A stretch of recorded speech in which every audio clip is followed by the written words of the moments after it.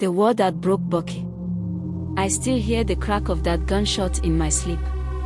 It was the sound that told us the kingdom of Bucky would never be the same again. My name is Kolechi. I was 19 when the war started. I was not a soldier. I was just the boy who carried the talking drum for the palace messengers. I thought my job would keep me far from danger. I was wrong. Bucky was a quiet place before everything fell apart. People farmed, traded, argued, and laughed like normal. But trouble had been growing for months. Two princes, Dongo and Kasa, both wanted the throne after the king fell sick. The elders tried to settle it. They failed. Everyone knew the peace was thin like old cloth. Still, none of us thought it would tear so fast. The first attack came early in the morning. I was on my way to the palace with a drum message. Smoke lifted from the west gate. People ran past me with no shoes, shouting that Prince Dongo's men had entered the town. I did not even have time to think. I dropped my breakfast bowl and ran too. But running did nothing.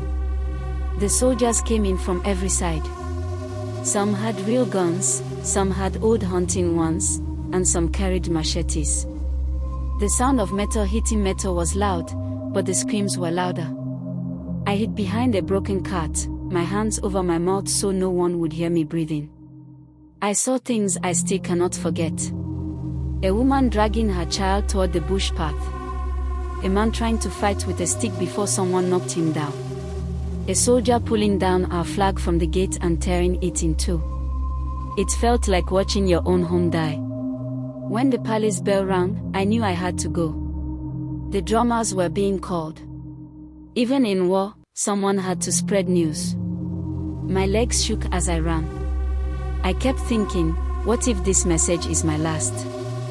Inside the palace, everything was chaos. The chiefs argued. The queen mother cried. Prince's supporters shouted over each other. Nobody knew who was still loyal to who.